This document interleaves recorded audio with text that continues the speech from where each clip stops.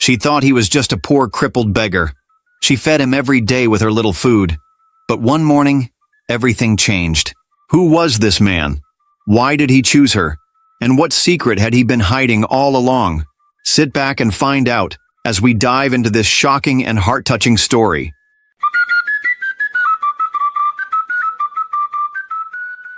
This is the story of a poor girl named Esther and a crippled beggar everyone laughed at. Esther was a young woman, just 24 years old. She sold food in a small wooden shop by the roadside in Lagos. Her stall was made of old planks and iron sheets. It stood under a big tree where many people came to eat. Esther didn't have much. Her slippers were worn out and her dress had patches, but she was always smiling. Even when she was tired, she greeted people kindly. "Good afternoon, sir. You're welcome," she would say to every customer. She woke up very early each morning to cook rice, beans, and yam porridge. Her hands worked fast, but her heart was slow with sadness. Esther had no family. Her parents died when she was young. She lived in a small room not far from her shop. No light, no potable water. Just her and her dreams. One afternoon, as Esther wiped her bench, her friend Mama Titi walked by. "Esther," Mama Titi said, "why are you always smiling when you are struggling just like every one of us?" Esther smiled again and replied, "Because crying will not bring food to my pot."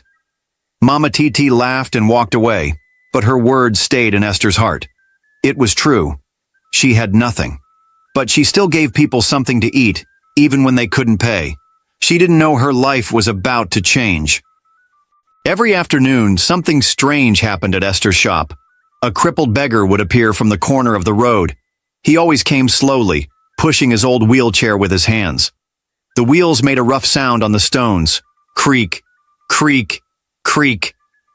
People passing by would laugh or cover their noses. "Look at this dirty man again," one boy said. The man's legs were wrapped in bandages. His knicker were torn at the knees. His face was dark with dust.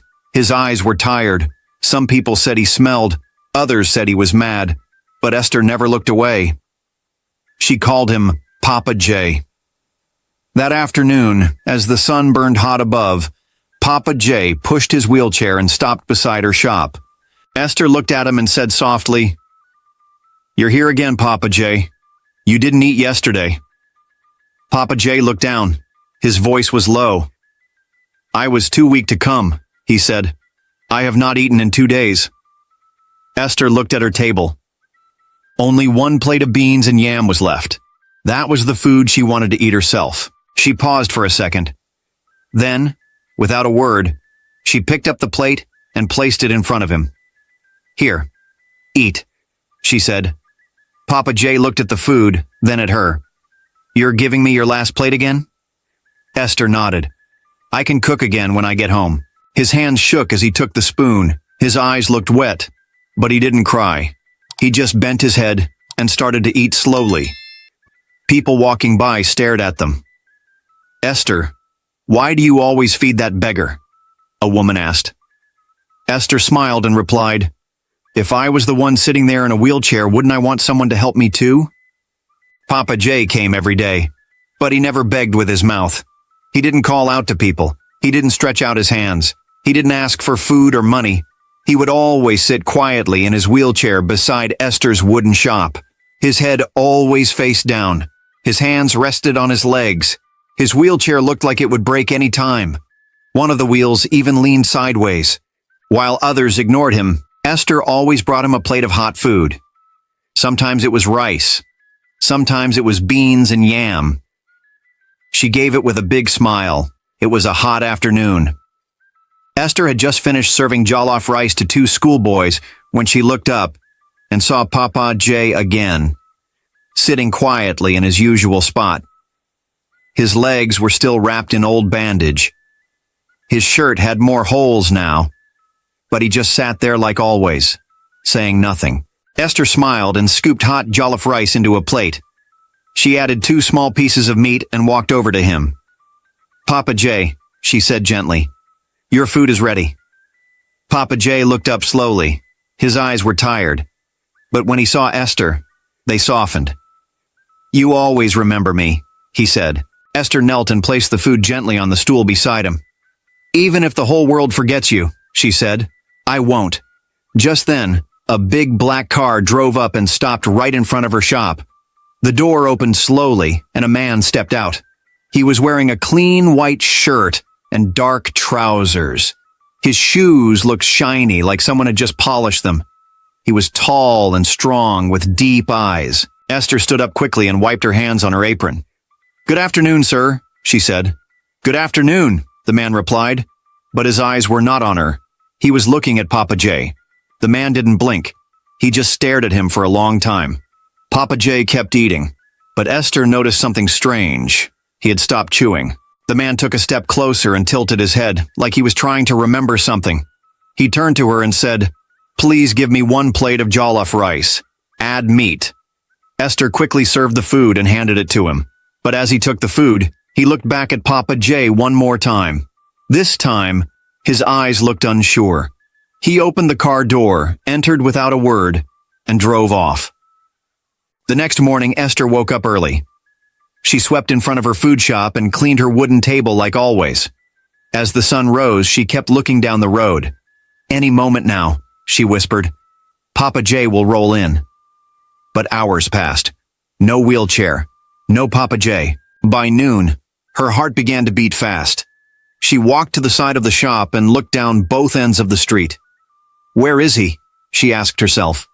She asked Mama Titi, the woman selling vegetables nearby. Auntie, did you see Papa J today? Mama Titi laughed and waved her hand. That old man? Maybe he crawled to another street. He doesn't have legs. Esther didn't laugh. She asked 2 boys selling sachet water. Have you seen the old man in a wheelchair? They shook their heads. She even asked the bike man who parked nearby. Sir, did you see Papa J this morning? The man spat on the ground and said, Maybe he's tired of sitting in one place. Or maybe he's gone. Esther's chest became heavy. She sat beside her pot of rice and stared at the empty spot where Papa J always sat. Her eyes didn't leave that space, all day. 2 more days passed.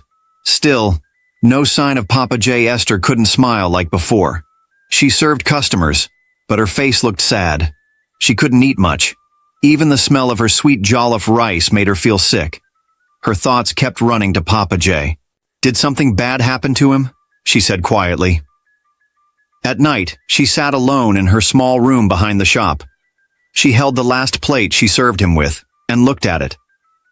Papa J never misses a day, she said softly. Even when it rains, even when he's sick. So why now? She stood up, opened her small window, and looked out into the dark street. A cold breeze entered the room. Her eyes filled with water. She wasn't just worried. She was scared. Something felt wrong. Very wrong. And deep inside her, she knew Papa J was not just missing. Something had happened. Something big. And maybe dangerous. It was the 4th day. Esther was sitting quietly in her shop. She was slicing onions and setting her table like she did every morning.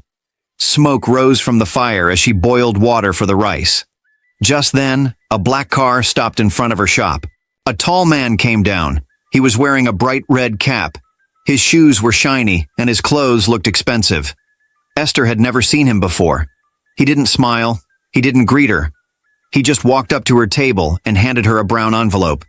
Esther looked at it, confused. What is this?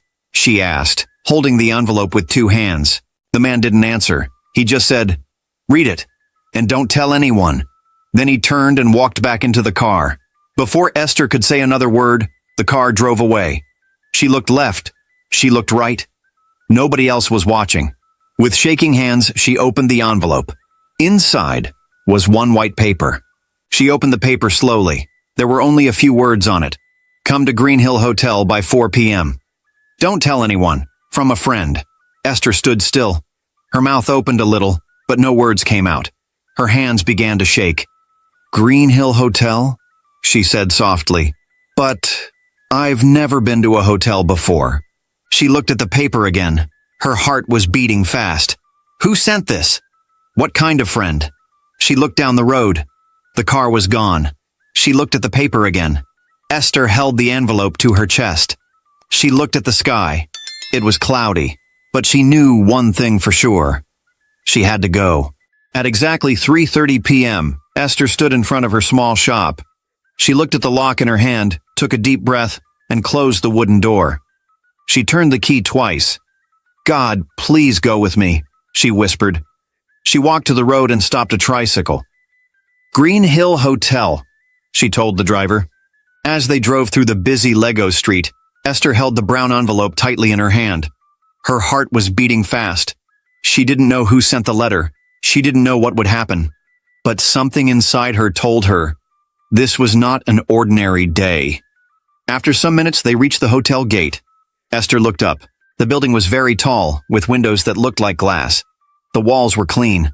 The front door was big and shiny. Everything around her felt like a dream.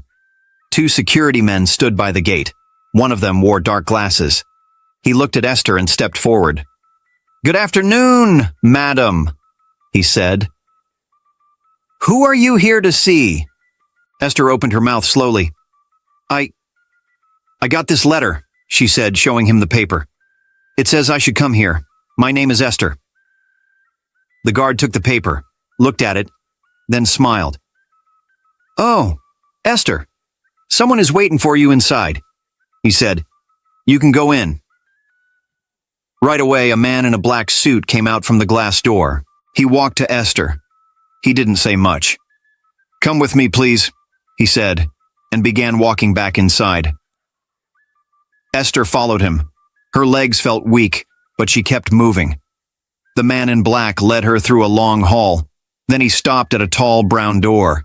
He turned to her and said, "Someone is waiting inside."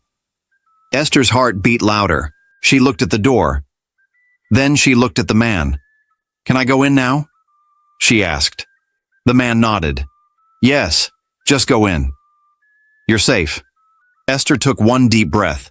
Then she pushed the door open. Her eyes went straight to the man sitting in a wheelchair in the middle of the room. She froze. Her mouth opened. Her hands began to shake. "Papa J," she said, holding her chest. But this man didn't look like the poor man who used to sit beside her shop. His hair was neat. His face was fresh. He wore a white shirt with gold buttons. A shiny wristwatch was on his wrist. He was still sitting in a wheelchair, but it looked different, clean and polished. He didn't look weak or tired. He looked calm and powerful. He gave her a slow smile. "Esther," he said softly, "come in." Esther couldn't move at first. Her heart was beating fast. She looked at him again. "Papa J, is this really you?" she asked. The man looked into her eyes. "Yes, Esther, it's me." He pointed to the chair across from him. "Please sit," he said kindly. Esther slowly sat down, still looking at him like she was dreaming. "My name is not Papa J," he said gently. Esther blinked. "It's not?" He nodded. "My real name is Chief George. I am a billionaire." Esther put both hands on her lap. She stared at him, shocked. "A billionaire?" she asked in a low voice. Chief George nodded. "Yes, I own many companies. I have built houses, schools, and hospitals. I've made a lot of money over the years." Esther looked confused. "But why did you pretend to be poor?" He smiled again, but this time his eyes looked serious. "I wanted to see the real heart of people. I got tired of people helping only when they think someone is watching. I wanted to meet someone who helps just because it's the right thing to do." Esther's eyes became wet. "You gave me food," he continued. "You gave it with joy. You never asked me for anything. You didn't laugh at me or walk away." He looked at her kindly. "That is why you are here. Every year, I choose 10 people who show true kindness. I help them become millionaires, because people like you can help others too." Esther was still in shock, thinking about all that Chief Jasper had told her. Chief George gave a small smile. Then slowly, he placed both hands on the arms of the wheelchair. Esther leaned forward, watching him. And then, he stood up. Her eyes opened wide. Her mouth fell open. You can walk?" she asked in shock. Chief George nodded. "Yes, he said softly. I can walk. Esther leaned back, still looking at him like she had seen a ghost. But why sit in a wheelchair all this time? She asked. He looked into her eyes and replied, I wanted to see if anyone would still care for me. Even when I looked broken, I wanted to know who had a good heart. Esther's lips began to shake. Her eyes became wet. A tear dropped. She said in a low voice, I didn't help you because I wanted anything. I didn't know you were rich. I just felt it was the right thing to do. Chief George smiled again and walked closer. That's exactly why I chose you, he said. Chief George stood quietly for a moment, looking at Esther with kind eyes. Then he said, Esther, follow me. There is a place I want to show you. She looked up, surprised. A place? Yes, he said with a smile. I want to show you something. It's part of your reward. You have a good heart, and people like you deserve good things. Esther stood up slowly. Okay, she said, her voice calm but unsure. Chief George turned and opened the door. Esther followed him. The hallway was quiet. 2 men in black suits were already waiting outside the door. They nodded at Chief George and walked behind them. Esther looked around. Everything still felt like a dream. When they stepped outside, her mouth opened wide. 5 big black SUVs were lined up in the car park. They looked shiny like mirrors. Big men in black suits stood beside each one. Chief George walked straight to the first car. One of the men opened the door for him. Esther stood still, shocked. Chief George looked back and smiled. Come in, Esther. She took a deep breath and slowly entered the car. As soon as the door closed, the other cars followed behind. The convoy of 5 SUVs moved out of the hotel gate like something out of a movie. Esther sat quietly, her heart beating fast. Where was he taking her? And what was he about to show her? The cars moved slowly through the city. Esther sat beside Chief George, looking out the window. She saw busy people walking, shops open, buses moving. But her mind was full of questions. Where were they going? After about 30 minutes, the cars turned into a clean, quiet road. The buildings here looked new and fine. Glass walls, shining signboards, fresh paint everywhere. Then the cars stopped. Chief George opened the door and stepped out. A guard quickly opened Esther's door too. Come, Chief George said, smiling. Then her eyes stopped. Right in front of her was a very big and beautiful building. It was not just a shop. It was a multi-millionaire luxury restaurant, the kind of place where only rich people come to eat. It stood alone, wide and tall, with glass windows that stretched from top to bottom. The walls were white and smooth like marble. The doors had shiny gold handles. There were flowers at the entrance. Esther's mouth opened. She had never seen anything like this in her life. But what shocked her the most was the signboard. It said, Esther's Place, home of sweet meals. Esther took a step back. She looked at the sign again to be sure her eyes were not playing tricks. Is this real? She asked in a low voice. Chief George nodded gently. Yes, it's yours. Mine, she whispered. He reached to his pocket and pulled a bunch of keys, stretched it towards Esther and pointed at the door. Go inside. Esther collected the keys and walked slowly to the door. Her hands were shaking. She opened it. What she saw inside made her cover her mouth. The floor was shining. The chairs were big and soft. The tables looked like they were made from glass and gold. There were lights on the ceiling that looked like stars. The air smelled fresh. Everything was new and perfect. There was a big kitchen at the back. Inside, she saw gas cookers, clean pots, deep freezers, fridges, and even uniforms for workers. She turned slowly to look at Chief George. Her eyes were full of tears. You bought all this. For me? Chief George walked in and stood beside her. Yes, he said softly. You fed me with your small money when you had nothing. Now I want to give you a place where kings and queens will come to eat. You will never suffer again. Esther dropped to her knees. Her hands covered her face. She was crying, but they were happy tears. I don't know what to say, she said. You don't need to say anything. Chief George replied. Your kindness already spoke for you. From that day, Esther became the boss of a big food plaza in Lagos. It was not like her small roadside shop anymore. This place was grand. The floors were shiny. The walls had fine lights. The chairs were soft and clean. Music played softly in the background. People felt peace once they stepped in. She didn't cook anymore. She didn't serve food. Professional cooks handled the kitchen. They wore white coats and hats. Waiters wore fine uniforms and smiled as they served food. Esther just sat in her office upstairs. Her name was on the door. Her picture was on the wall. Everyone respected her. But even with all the money, comfort, and fame, she never forgot where she came from. She never forgot Papa J, and she never forgot how kindness changed her life. One morning, her manager walked into her office. Madam, he said, the food truck is ready. Esther stood up. Let's go, she said. Outside the restaurant, a big white van was waiting. On the side of the van was a name, Esther's Food Love, feeding the hungry. Esther had started a charity. Every week, her food trucks went around the city. They gave free food to poor people, under the bridges, near bus stops, around markets. People lined up with smiles. Some had no shoes. Some were children. Some were old men. Esther walked to each one and handed them warm food. She said, "Eat well. You are not forgotten." One of her workers whispered, "Madam, why do you do this?" Esther looked up slowly. She touched her chest softly. "Kindness brought me here, so I must send kindness out again."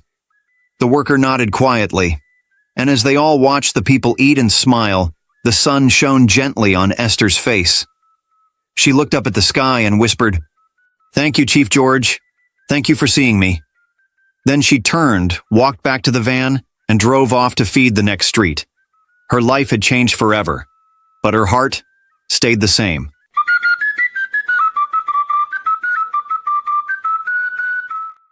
This story teaches us one powerful lesson. Kindness is never wasted. You may not have much, but when you give from a pure heart, your reward will find you when you least expect it. What did this story teach you? Please share your thoughts in the comment section below. I would really love to read from you. And guess what? There's another very interesting story coming in a few days. So make sure you subscribe to my channel and turn on your notification bell so you'll be the first to know when it drops. If you enjoyed this story, please hit the like button and share it with your friends. Someone out there might need to hear it. Thank you so much for watching. I truly appreciate your time and support. See you in the next story.